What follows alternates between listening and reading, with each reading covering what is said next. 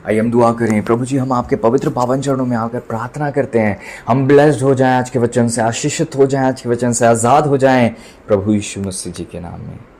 प्रभु आत्मा परमेश्वर जी, आमीन। Thank you lord, holy spirit lord ji. अपने आप को परमेश्वर का ग्रहणी योग्य और ऐसा काम करने वाला ठहराने का प्रयत्न कर जो लज्जित होने ना पाए, ताकि जो ठीक से प्रभु के वचन को काम में लाना जानता हो। आज एक प्रश्न प्रभु आपसे करना चाहते हैं कि क्या मेरे वचनों से उसका भला नहीं होता जो सिधाई से चलता है? This is a question, this is God's question for you. क्या मेरे वचनों से, प्रभु आप लोगों से पूछना चाहते हैं, क्या प्रभु के वचनों से, प्रभु ने कहा क्या मेरे वचनों से उसका भला नहीं होता जो सिधाई से चलता है?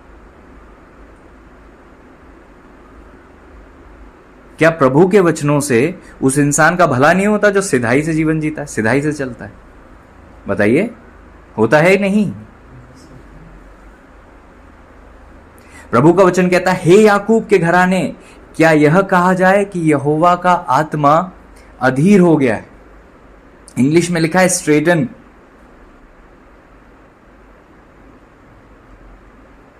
क्या ये काम उसी के किए हुए हैं?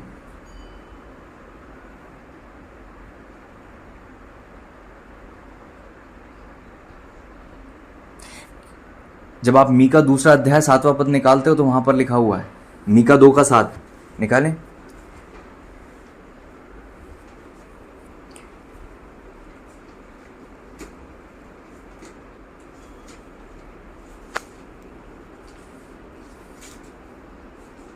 Hallelujah, praise the Lord. यहां पर लिखा हुआ है, याकूब के घराने, क्या यह कहा जाए कि यहोवा का आत्मा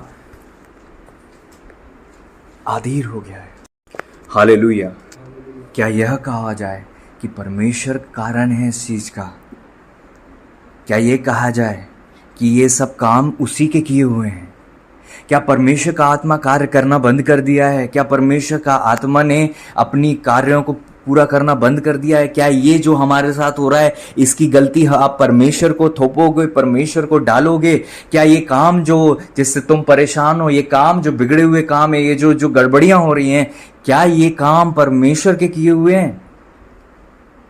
प्रभु आज आपसे पूछना चाहते हैं, क्या मेरे वचनों से उसका भला नहीं होता जो सिधाई से चलता है? अगर होता है, और हम जानते हैं कि सच में हे पिता आपके वचनों से सबका भला होता है, लेकिन उन्हीं का जो सिधाई से चलता है।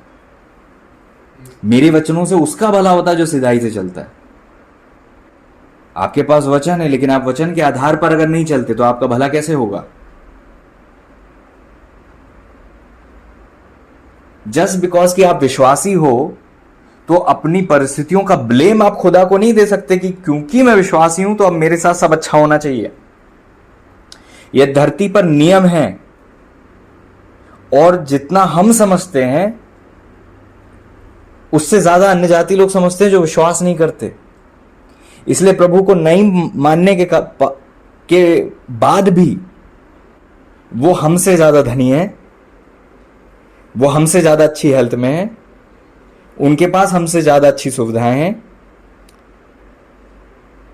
कई ऐसे देश हैं जो बहुत ज्यादा जीते हैं, जो बहुत ज्यादा, लेकिन वो पूरा का पूरा देश जो है अधिकतर नास्तिक रहा है, मसीह के अनुयायी नहीं थे वो, लेकिन परमेश्वर के पास नहीं होकर भी उसूलों को पकड़ लिया, इसलिए उनने वो चीजें पाली जो मसीह में आकर हमने नहीं पाई। प्रभु ने तो हमें दी थी, खुदा को ब्लेम नहीं दिया था। प्रभु का धन्यवाद हो, अनुग्रह से हमें सब मिला। प्रभु का धन्यवाद हो, अपनी दया में परमेश्वर ने सब दिया। हे प्रभु, आपने मुझे, हम सबको सब कुछ दिया है, उन अन्य जातियों से ज्यादा हमें दिया है। इजरायलियों को परमेश्वर ने दूध और मधु की धारा दी थी। ये जो अन्य जाति लोग जो आशीषित हो रहे हैं, ये अपने बहुत कठिन परिश्रम और बहुत पीड़ा और बहुत खून पसीना बहा बहा कर, जोड़ जोड़ कर, पाई पाई जोड़ कर, थोड़ा सा जोड़ जोड़ कर ऐसे पहुंचते हैं। हमें अनुग्रह से मिल जाता है, इसलिए हम यूं ही लौटा देते हैं। हमें दया से सौंपा जाता है, हम उससे बनाए रखने की मेहनत नहीं करते। हम ऐसे लोग हैं जिनकी फसलें टिड्डियां खा जाती हैं, जिनके खत्तों में छेद हैं और सांप बैठ जाते हैं, क्योंकि हम परमेश्वर के वचनों को महत्व नहीं देते, सीधाई से नहीं चलते।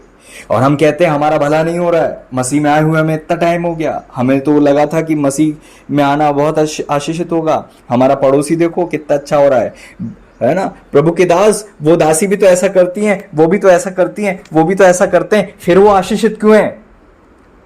तुम वचन के आधार पर नहीं चलते, सिधाई का जीवन नहीं जीते, इसलिए तुम्हारे साथ ऐसा होता है।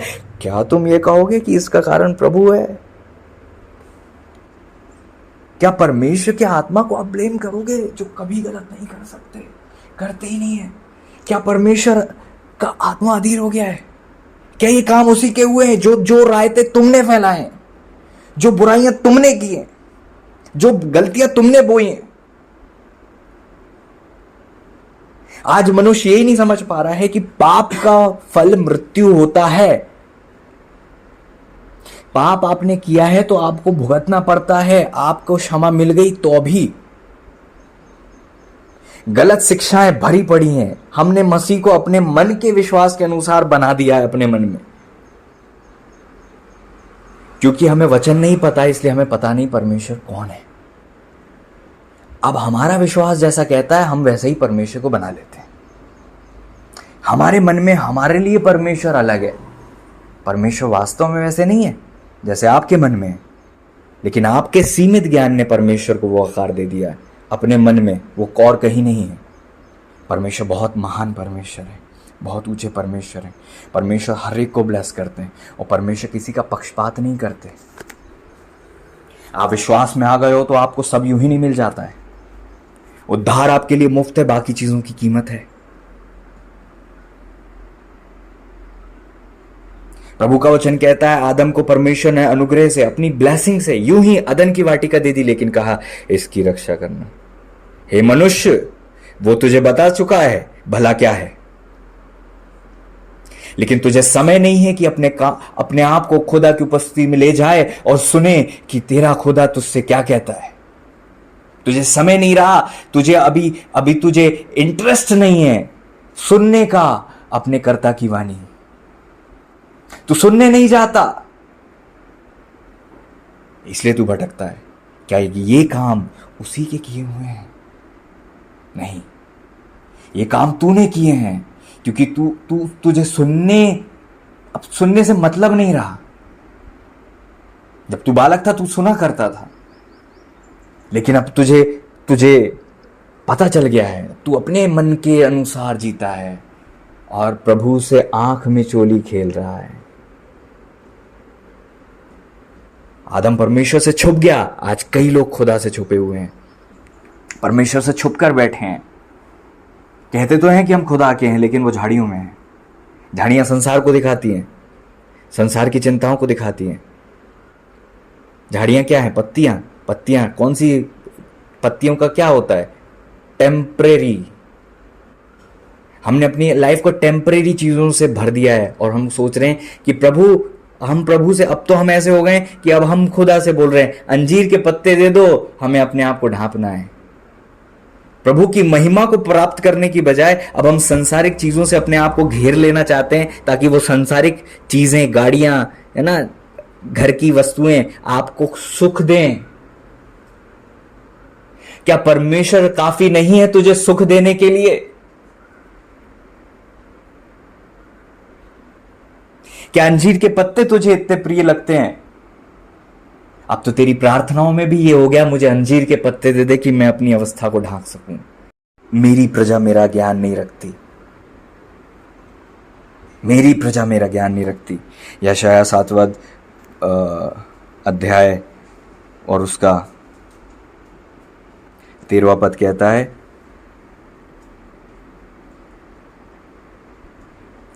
तब उसने कहा, हे दाऊद के घराने सुनो। हालेलुया। इससे पहले हम ये पढ़ें, हम एक वचन पढ़ेंगे। हालेलुया।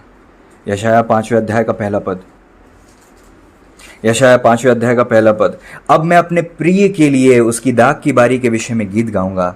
एक अति उपजाऊ टीले पर मेरे प्रिय की एक दाख की बारी थी। उसने उसकी मिट्टी खोदी, उसके पत्थर बीनकर उसमें से उत्तम जाति की एक दाखलता लगाई। ये परमेश्वर का वचन आपके लिए है। दूसरे अध्याय में जब आप पढ़ते हो, दूसरे पद में वहां पर लिखा है परमेश्वर ने ये जो बारी से किया, ये सब आप सबके साथ किया है। क्या किया परमेश्वर ने? आपका जीवन एक बारी की तरह होता है, एक वाटिका की तरह होता है। और परमेश्वर जब उस वाटिका को चुन लेता है, आपको जब परमेश्वर चुन लेता है, परमेश्वर आपको कहता है कि मेरी प्रिय की एक बारी। परमेश्वर ने अपने पुत्र को, प्रभु जी को कलीसिया दी है, और वो बारी है। आपका जीवन एक बारी है।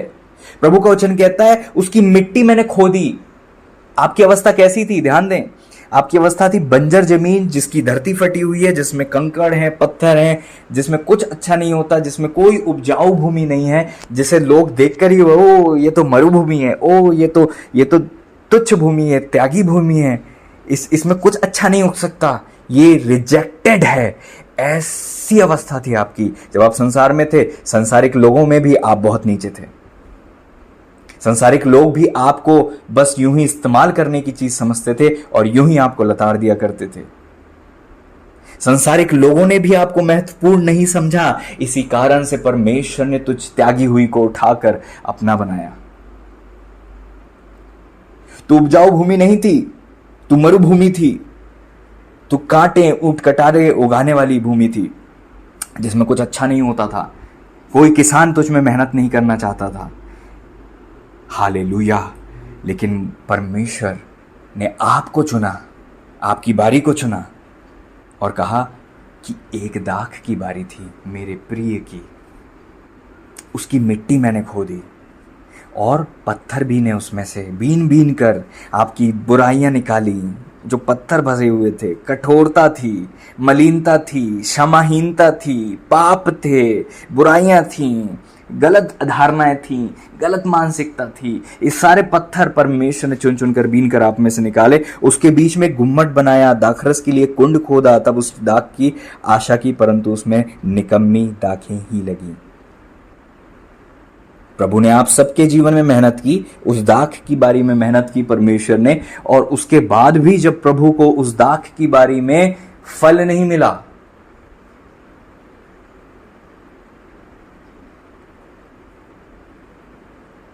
वचन कहता है उसमें उत्तम जाति की एक दाखलता लगाई। उत्तम जाति की, जो परमेश्वर ने वचन आपके अंदर बोया है आपकी भूमि पर, वो बहुत प्योर, श्रेष्ठ, बहुत टॉप लेवल का है। मेहनत की थी प्रभु ने आप में, काम किया था प्रभु ने आप में, हाथ लगाया था परमेश्वर ने आप में, अभिषिक्तों को भेजा था आपकी लाइफ में परमेश्वर ने आपकी लाइफ में इन्वेस्टमेंट किया है, अपने टाइम को इन्वेस्टमेंट किया, अपने स्पिरिट के द्वारा आपके जीवन में कार्य किया खुदा ने। लेकिन प्रभु तुझसे पूछता है, जब दाख की आशा की तो उसमें निकम्मी दाखें लगी। निकम्मी, तुच्छ, देख के ही लगता है कि ये तो कोई मतलब की नहीं है। जो जाति की मैंने दाखलता लगाई थी उसके फल वैसे नहीं मिले। परमेश्वर ने वचन बोया, अपना सामर्थ दिया, अपना अभिषेक दिया, अपने आत्मा से भरा, लेकिन निकम्मी दाखें लगी। और इसका कारण खुदा का आत्मा नहीं है, इसका कारण परमेश्वर नहीं है। कौन है इसका कारण?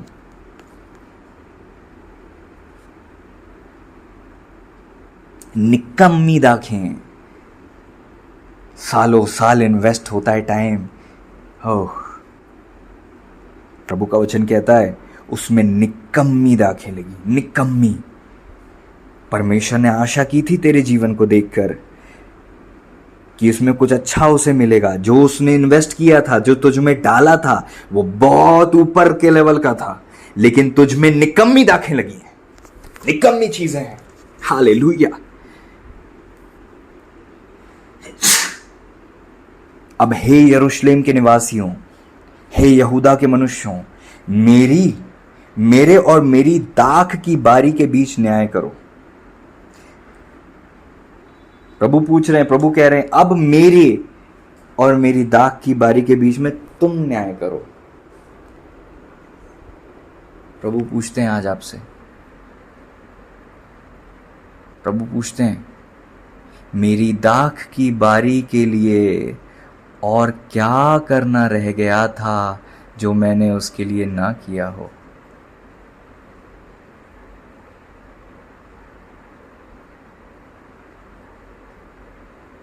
मेरी दाख की बारी के लिए और क्या करना रह गया था जो मैंने उसके लिए ना किया हो।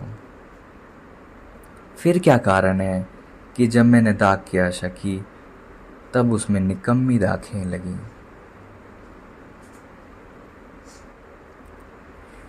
क्या कसर रह गई मेरी, कहाँ मैंने चूक करी, क्या ऐसा बच गया। प्रभु बोलते हैं, मुझे बताओ क्या मैंने नहीं किया, क्या मैंने कसर छोड़ी, क्या मैंने कमी रखी तुम्हारे जीवन में। क्या ये जो तुम्हारे साथ हो रहा है उसका कारण मैं हूं? क्या कारण है? प्रभु का वचन कहता है, मेरी दाख की बारी के लिए और क्या करना रह गया था, क्या करना रह गया जो मैंने उसके लिए ना किया हो। लेकिन जब आशा की तब निकम्मी दाखें मिली, निकम्मी दाखें लगी।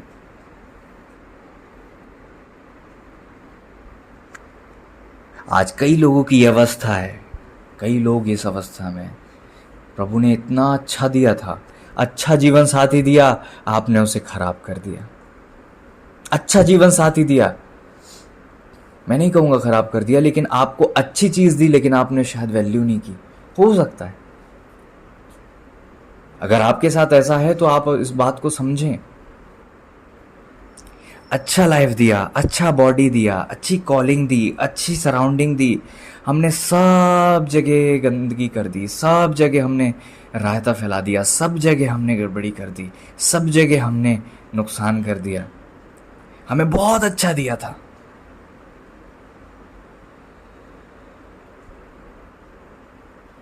हमारी मानसिकता चीजें संभालने की नहीं भोगने की बन गई। हम भोगना चाहते हैं चीजें, आत्मिक चीजों को भी हम ऐसे लेते हैं जैसे हमारा है और हम भोगना चाहते हैं। प्रभु ने जो दिया वो संभाला जाना चाहिए, प्रोटेक्ट किया जाना चाहिए, गार्ड किया जाना चाहिए, कवर किया जाना चाहिए, उसे रोपा जाना चाहिए, उसे सुंदर बनाया जाना चाहिए, और जो प्रभु ने दिया उसमें से बहुगुणित करके उसे प्रभु को बहुत अच्छा करके लौटाया जाना चाहिए।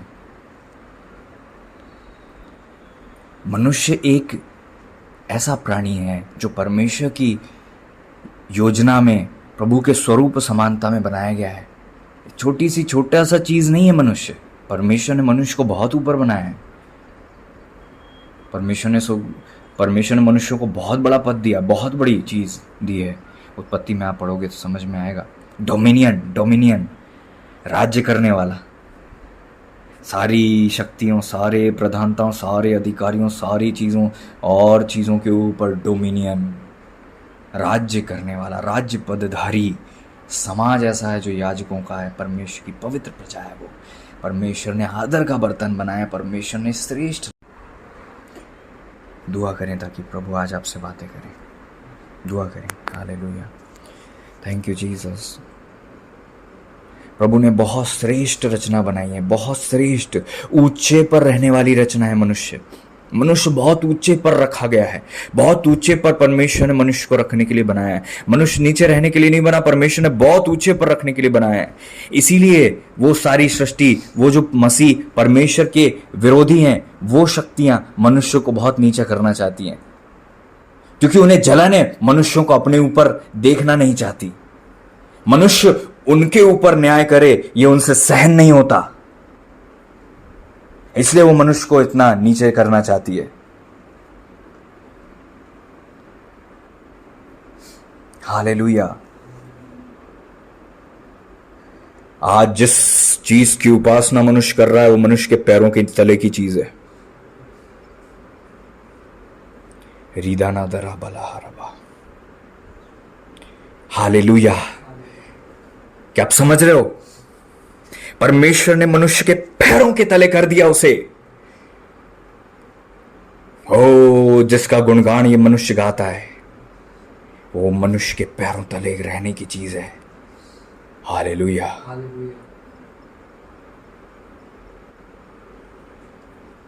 पैरों तले, तलुए के नीचे ये सारी शक्तियों को। हालेलुया। प्रभु ने कहा सब जगह अधिकार रखो। अधिकार का मतलब होता है उनके ऊपर रहो, वो तुम्हारे नीचे रहे, तुम राज्य करो।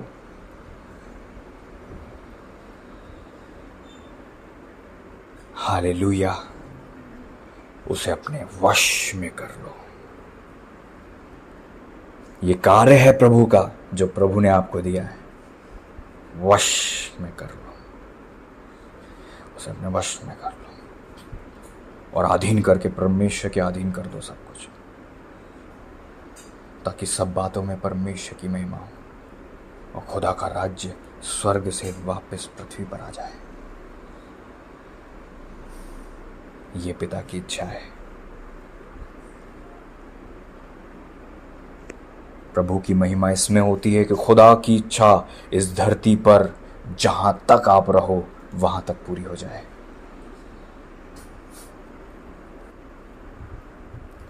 Praise the Lord.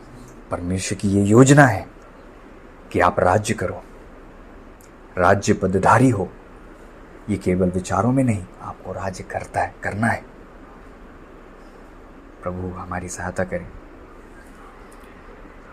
निकम्मी दाग की बारी, निकम्मी बारी, निकम्मी थी नहीं, बारी भी निकम्मी नहीं है,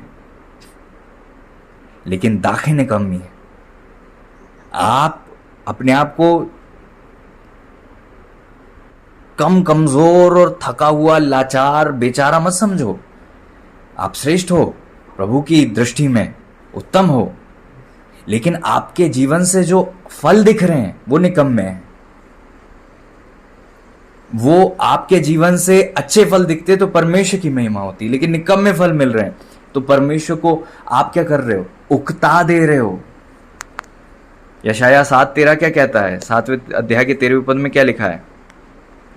उसने कहा, हे दाऊद के घराने सुनो। तब उसने कहा, हे दाऊद के घराने सुनो, क्या तुम मनुष्यों को उकता देना छोटी बात समझकर अब मेरे परमेश्वर को भी उकता दोगे? यहां पर यशाया कहते हैं, अब मेरे परमेश्वर को भी उकता दोगे। क्या तुम मेरे परमेश्वर को उकताओगे? अब मनुष्यों को तो तुम उकताते ही हो, फेडअप करते हो, वियरी करते हो। परमेश्वर को भी उकता दोगे? प्रॉब्लम कहां थी पता है?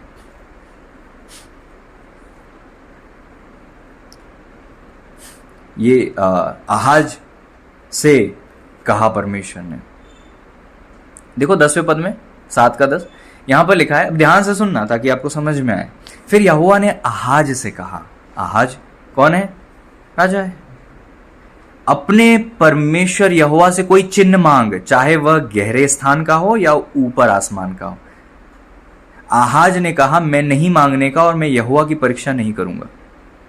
परमेश्वर ने कहा है कि मांग, और अपनी दृष्टि में एक्स्ट्रा बुद्धिमान बनकर ये परमेश्वर से ही कह रहा है कि मैं नहीं मांगने का, मैं परमेश्वर की परीक्षा नहीं करूंगा। यही अवस्था है आपकी। जो भक्ति का स्वरूप आपने धारण किया परमेश्वर को नहीं भाता, बल्कि वो परमेश्वर के बिल्कुल विपरीत है। ये स्वयं की धार्मिकता की चादर आपने ओढ़कर अपने आप को धर्मी समझकर जो आप चल रहे हो, आप दूर से बलवा करती हुई भीड़ दिखते हो जो झुंड से भाग रही है। बलवा करने की आत्मा से परेशान है, ग्रसित है। बलवा करने की आत्मा के प्रभाव से भटक चुकी है वो भेड़। अपनी मनमानी कर रही है और उसको लग रहा है वो कोई बहुत अच्छा आत्मिक कार्य कर रही है। परमेश्वर ने कहा था कि मुझसे चिन्ह मांग। उन्होंने कहा, मैं नहीं मांगूंगा, मैं आपकी परीक्षा नहीं करूंगा।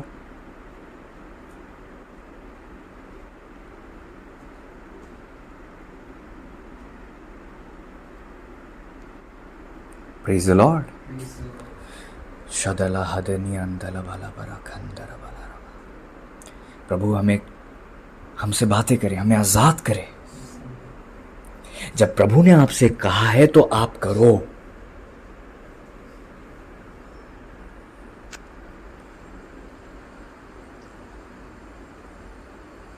जब परमेश्वर ने आपसे कहा है तो आप करो, और जब परमेश्वर ने मना किया है तो मत करो। बालकों का आसान है स्वर्ग के राज में जाना, क्योंकि वो अपने पिता की सुनते और करते हैं, अपनी स्वयं की समझ को लागू नहीं करते, खुद की बुद्धि नहीं चलाते।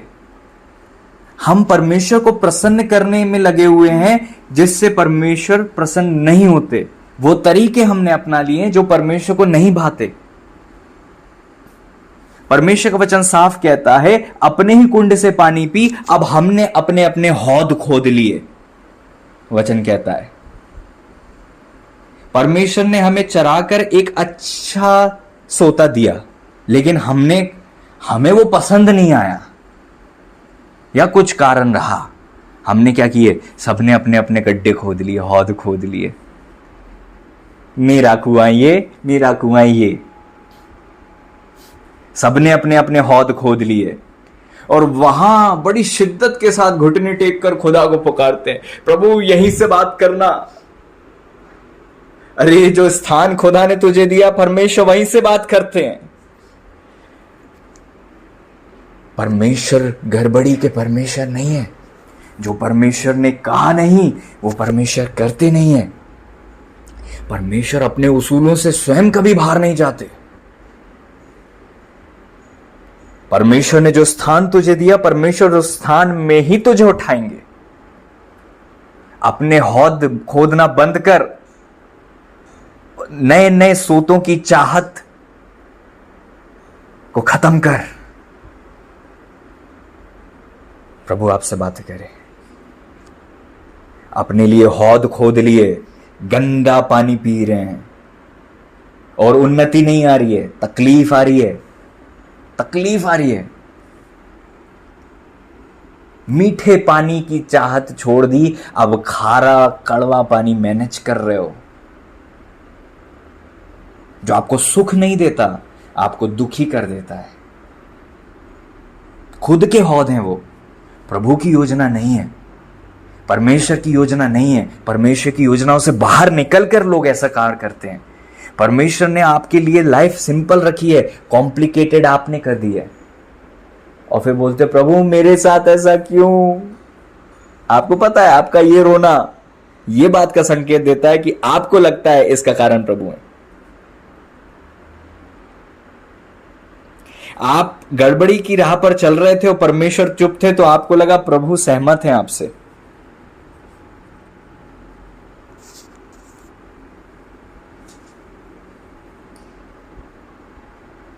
जब आप अपनी इच्छा के अनुसार चलते हो ना, जब तू गलत कर रहा था, वचन कहता है जब तू गलत मार्ग पर था, परमेश्वर चुप था, तो तुझे लगा परमेश्वर भी मेरी तरह है, मेरी तरह ही सोच रहे हैं, कुछ बोल नहीं रहे, इसका मतलब सहमत है।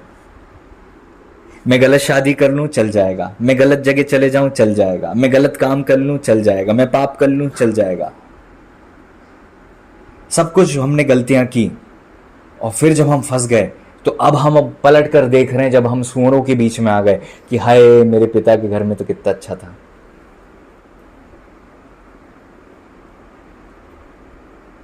मनुष्य की बुराई ही उसकी ताड़ना करती है। आप वही काट रहे हो जो आप बोते हो, वही आपने काटा जो आपने बोया था। जब तक धरती बनी रहेगी, वचन कहता है, बोना और काटने का नियम बना रहेगा। इस नियम का फायदा उठाते हैं अन्य जाति लोग, जो विश्वास तो नहीं करते लेकिन बोने काटने में चूक नहीं करते। वो समय पर बोने की पूरी कोशिश करते हैं और समय पर काटने के लिए निरंतर खड़े रहते हैं। उनका स्वामी पेट है, वो पेट के लिए ऐसा करते हैं, और फिर आप उनकी तुलना, अपनी तुलना उनसे करते हो और प्रभु से कहते हो कि प्रभु देख उनका तो भला होता है, मेरा भला नहीं होता। क्या परमेश्वर ने सबको एक से नियम नहीं दिए? तुम विश्वासी होकर नियमों को नकारते हो और फिर कहते हो कि हमारा भला नहीं होता। परमेश्वर के पुत्रों को परमेश्वर के वचन की समझ होनी चाहिए, इसीलिए वचन कहता है क्या मेरे वचनों से उसका भला नहीं होता जो सिधाई से चलता है। आपको जो कुछ चाहिए परमेश्वर ने आपको पहले से प्रोवाइड किया है, उसके बाद रिजल्ट आपकी लाइफ में नहीं है। दुखी प्रभु है और आप लड़ने जा रहे हो प्रभु से।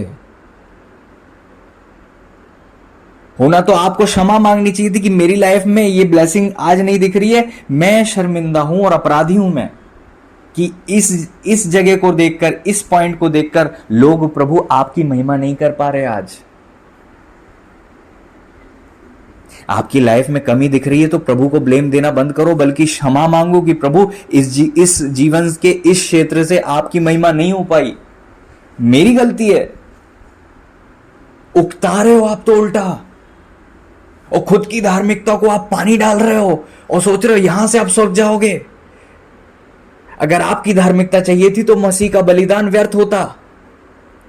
मसीह ने बलिदान दिया, अनुग्रह और दया से आपको सब कुछ मिला है। अब आप परमेश्वर की भेड़ बन जाओ, उसकी सुनकर वैसा करो जैसा वचन कहता है, सीधी चाल चलो, तब तुम्हारा भला होगा। सबकी सब भटक गए, निकम्मी दाखें लगी, सबने अपना मार्ग ले लिया और परमेश्वर की महिमा से रहित हो गए। और परमेश्वर से पीछे जाना धुन के साथ करते हैं, प्रभु से भागना पैशन है उनका।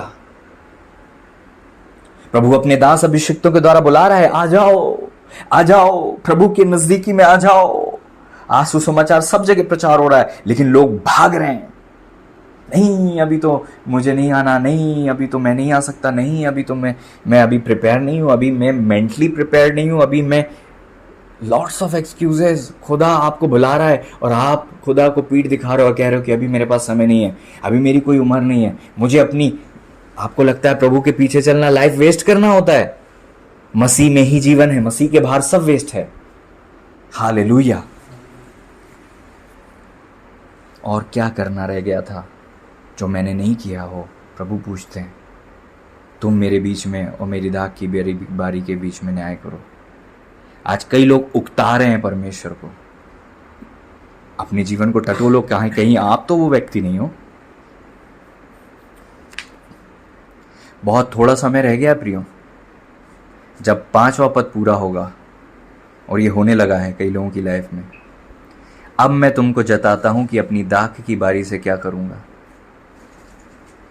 ये बहुत जल्द होने वाला है, बहुत जल्द होने वाला है। ये अभी भी आपके साथ नहीं हुआ है, मतलब आप बिल्कुल ऐसे मोमेंट में हो। प्रभु कह रहे हैं अब मैं जताता हूं। थोड़े से ही टाइम में देखना न्याय की ओर हम बढ़ने वाले हैं, प्रभु के आगमन की ओर हम बढ़ने वाले हैं। अब मैं तुमको जताता हूं, ध्यान से सुनो। अब मैं तुमको जताता हूं कि अपनी दाख की बारी से क्या करूंगा। मैं उसके कांटे वाले बाड़े को उखाड़ दूंगा कि वह चट की जाए, और उसकी भीत को ढा दूंगा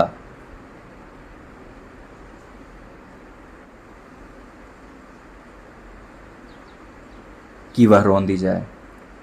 मैं उसे उजाड़ दूंगा, वह ना तो फिर छांटी और ना खोदी जाएगी। उसमें भांति भांति के कटीले पेड़ उगेंगे। मैं मेघों को भी आज्ञा दूंगा कि उस पर जल ना बरसाएं। डेंजरस अवस्था है, भयानक अवस्था है, भयानक अवस्था है। सबसे पहले उसकी लाइफ से कवरिंग हटती है जो ऐसा करता है, उसका बाड़ा टूट जाता है। और जब बाड़ा टूटता है तो चारों तरफ से शत्रु उसके जीवन की हर चीज को खाने लगता है, चट करने लगता है। लोग उसके बाद भी सोचते हैं टेस्ट चल रहा है हमारा, परिस्थितियां चल रही हैं हमारे साथ, है ना, टेस्ट है हमारे। बाड़ा टूट गया है। क्या ये प्रभु की इच्छा है? नहीं है। जब बाड़ा टूट जाता है तो क्या होता है? चट कर जाती हैं, टिड्डियां उसे चट कर जाती हैं। जंगली जानवरों से चट कर जाते हैं, उसकी भीत को भी मैं ढा दूंगा, हाँ, और उसे उजाड़ दूंगा। क्या परमेश्वर रियल में उजाड़ते हैं? नहीं, प्रभु चाहते भी नहीं, लेकिन गलती के कारण से वो बाड़ा हटता है और फिर शत्रु उसके जीवन में आता है और उसको अनुमति मिल जाती है उसकी लाइफ में बाड़े की कमी से कि वो उसे चट करे। प्रभु का वचन कहता है वह ना तो फिर छांटी और ना खोदी जाएगी, मतलब अब उसके साथ कभी वापस से उठने की कोई चांस नहीं रहेंगे। एक टाइम ऐसा आने वाला है, वचन कहता है जो भला करता है वो भला करता रहे, जो बुरा करता है वो बुरा करता रहे। एक ऐसा टाइम आ जाएगा जब समझाइश बंद हो जाएगी। जिसके अंदर जो भी गुण पाया गया, चाहे वो विश्वासी हो, ऐसा हो जाएगा एज इट इज, वो वही करता रहेगा, फिर उसको पश्चाताप का मौका मिलेगा ही नहीं। ये बहुत जल्दी होने वाला है। ये मत सोचो कि हमेशा पश्चाताप का टाइम रहता है, नो। एक ऐसा भी मोमेंट आता है जब पश्चाताप नहीं मिलेगा। पश्चाताप परमेश्वर के आत्मा के द्वारा मिलता है, और जब वो कोई इंसान कंप्लीटली रिजेक्ट हो जाता है तो वो कभी नहीं बच सकता। कभी नहीं बच सकता वो इंसान। धोखा मत खाओ, क्योंकि वहां लिखा है वह ना तो फिर छांटी और ना खोदी जाएगी। ये ऐसी अवस्था में किसी का जीवन पहुंच गया, प्रभु का वचन क्या कह रहा है? कभी छांटी और फिर वापस से इस पे वर्षा नहीं होगी। वर्षा क्या होता है? बादलों से कहूंगा वर्षा ना करें, मतलब खुदा का आत्मा जुम्बिश करेगा ही नहीं उस इंसान पे फिर कभी, कभी भी। और वो जिंदा भी रहेगा धरती पे खुदा के बिना, हमेशा नाश होने के लिए आगे बढ़ता हुआ। ये उसके साथ नहीं हो रहा जो अन्य जाति है, ये उसके साथ हो रहा जो पहले बारी था, विश्वासी था। ये उसकी अवस्था है। कहीं आप ना हो, चेत जाओ।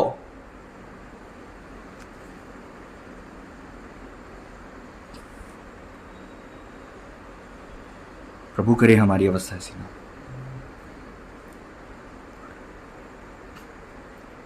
प्रभु करे कि हम ऐसी परिस्थिति में ना जाए।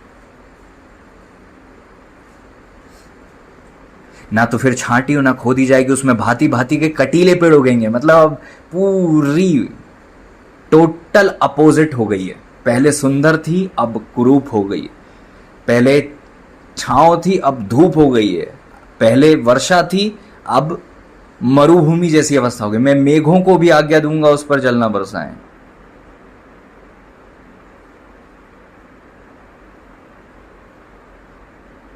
सातवां पद देखो क्या कहता है, सीनाओं के यहोवा की दाग की बारी इजराइल का घराना है, उसका मनभाऊ पौधा यहूदा के लोग। ये परमेश्वर अपने लोगों के विषय में बात कर रहे हैं।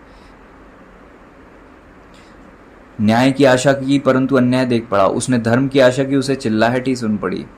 परमेश्वर सुन रहे हैं, देख रहे हैं।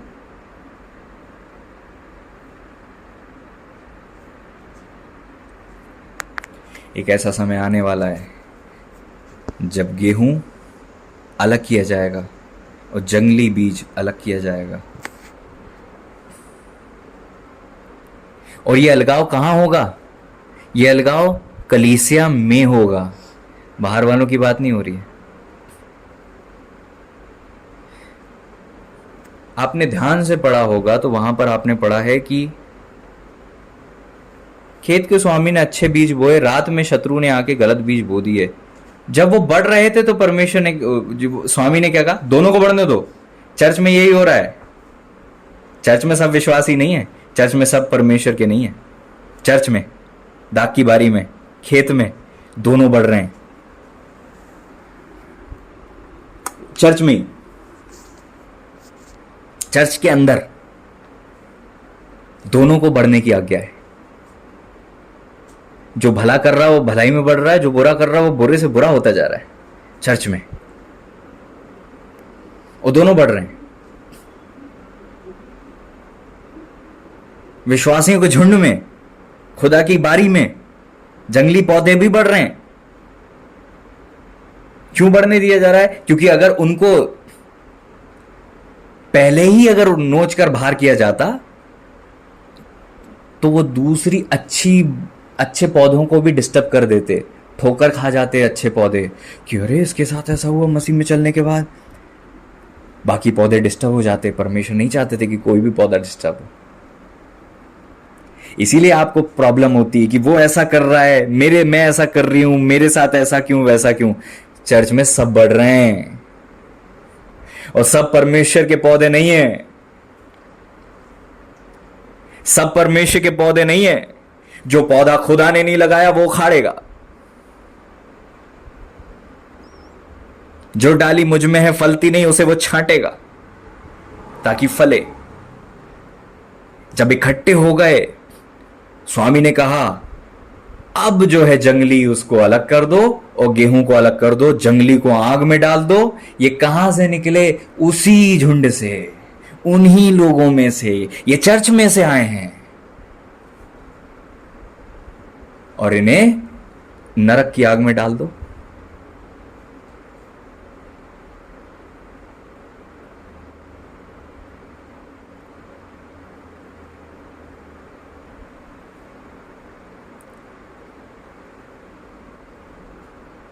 परमेश्वर फटकेंगे सूपे में फटकेंगे। जो भूसा है उसको ऊपर ही ऊपर फेंक देंगे, ऊपर ही ऊपर फटकेंगे परमेश्वर। और आपको पता है ऐसा टाइम आ ही गया है। प्रभु का टाइम बिल्कुल अलग है। नियुक्त समय पर स्वर्गदूत हिलाते थे। किसकी क्या भावना होती थी वो एक अलग बात है। प्रभु को आपकी फिक्र है, लेकिन परमेश्वर का एक कार्य करने का समय भी है। आपको उसके अधीन होकर उसके हिसाब से चलना है, ना कि आप उसे अपने हिसाब से चलाओ। आपको लगता है कभी भी आप बच जाओगे, आपको लगता है कभी भी आप विश्वास कर लोगे, कभी भी आप बचा लिए जाओगे, कभी भी आप उद्धार पालोगे, कभी भी आप क्षमा मांग लोगे।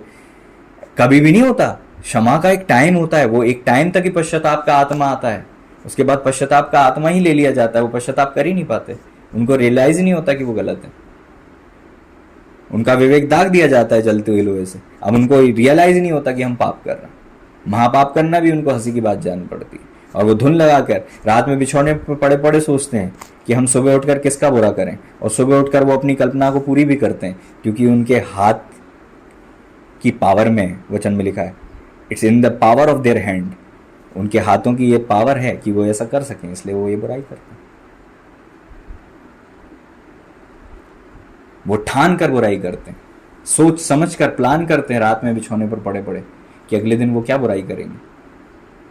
वो रहित हैं परमेश्वर की महिमा से, बहुत दूर हो गए।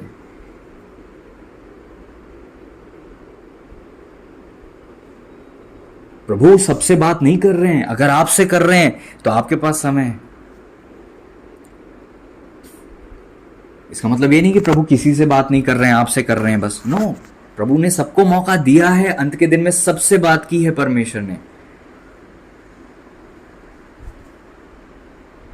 कुछ लोग तो तैयार कर रहे हैं अपने आप को, भोज के वस्त्र पहना कर जा रहे हैं, तैयार हो रहे हैं, धार्मिकता के वस्त्र ले रहे हैं ताकि स्वर्ग जा सकें। कुछ लोग बस यूं ही चल दिए कि चलो चलो हम भी चलें, चर्च में तो जाना है, संसार में भी रहो, वस्त्र मत पहनो, पवित्रता मत प्राप्त करो, चलो यूं ही चल दो। धोखा मत खाओ। भीड़ का मतलब ये नहीं होता कि ये सब बचाए जाएंगे। बहुत कम हैं, बुलाए हुए बहुत हैं, चुने हुए बहुत कम हैं। आप चुने हुए में आ जाओ, ये आपकी चिंता होनी चाहिए, ये आपकी मनसा होनी चाहिए, ये आपकी सोच का केंद्र होना चाहिए कि मैं उस भीड़ में, उस कुंवारियों के झुंड में शामिल हूं जो परमेश्वर की प्रजा है, जो समझदार कुंवारी है। हर आदमी अपना ही भार उठाएगा, आपको अपना ही लेखा देना है। प्रभु का आगमन बहुत निकट है, प्रभु आने ही पर है। सूपा लग चुका है, परिस्थितियां चालू हो चुकी हैं, बहुत कुछ हो चुका है। आपको लगता है कि बुरे दिन आने वाले हैं, चालू हो गए हैं कई सारे बुरे दिन, कई सारी परिस्थितियां, जगह जगह अकाल पड़ने चालू हो गए हैं, लड़ाई की लड़ाई चर्चा चालू हो गई है। जब मत्ती आप 24वां अध्याय पढ़ते हो, वहां पर मिलता है आपको, देश परदेश चढ़ाई करेंगे। यही हो रहा है, एक देश दूसरे देश के पीछे पड़ा हुआ है। ये सब हो रहा है जो वचन में लिखा है। अब आप किस चीज का वेट कर रहे हो? और आज भी वही दिन है जो नूह के दिनों जैसे थे। ब्याह शादी होती थी, धूम धड़ाके से शादियां होती थी, किसी को ये फिक्र नहीं है कि हम अपने उद्धार की चिंता कर लें। सब धूम धड़ाके से शादी करने में लगे हुए हैं, नाचने गाने में लगे हुए हैं, संसारिक रीति पर चलने में लगे हुए हैं, किसी को फिक्र नहीं है। अभी कहाँ पानी गिरेगा? नूह के टाइम में भी तो बोलते थे, अरे अभी कहाँ पानी गिरेगा, तुम इतना बड़ा जहाज बना के क्या यहाँ कहीं पानी गिरता है इतना? अभी कहाँ प्रभु आएंगे? अभी नहीं है प्रभु का आगमन, अभी तो बहुत टाइम है, अभी तो ये नहीं हुआ, अभी तो वो नहीं हुआ, अभी तो ये घटना नहीं हुई, अभी तो ये प्रोफेसी पूरी नहीं हुई, अभी तो प्रभु का आगमन में बहुत टाइम।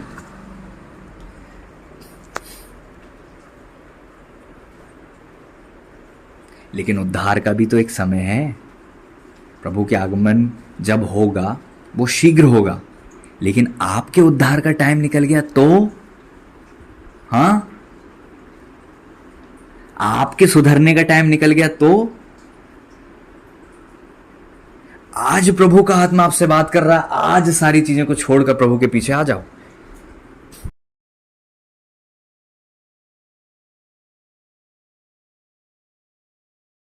प्रभु जी हम धन्यवाद धन्यवाद धन्यवाद देते हैं खुदावन। प्रभु जी आपने हमसे बातें की है पिता, हम आपके नाम की महिमा करते हैं। आज के इस वचन के द्वारा हमारा जीवन आशीषित हो, आज़ाद हो, आपके नाम की महिमा हो। अंधकार की सारी छिपी योजनाएं प्रभु आपके पवित्र नाम में हमारे जीवन से प्रभु जी दूर की जाएं, ताकि आपकी सेवा को हम कर सकें और हर एक बुराइयों से बच सकें। ऐसे पाप से जो कि प्रभु जी मृत्यु की ओर ले जाता है, हम कभी ना करें और हम बच सकें। पिता आप मेरी सहायता, हमारी सहायता कीजिएगा, हर एक नेगेटिविटी से हम बचाएगा। पिता आपने ऐसा कर दिया, धन्यवाद देते हैं। सारी बातों के लिए धन्यवाद देते हैं। सारी महिमा और आदर भी हम आपके पवित्र पावन चरणों में रखते हैं। प्रभु यीशु मसीह जी के महान पवित्र सामर्थ्य नाम में धन्यवाद देते हुए दुआ को मांगते हैं, आमीन। Thank you Lord, thank you Lord, thank you Lord, thank you Jesus, thank you Jesus.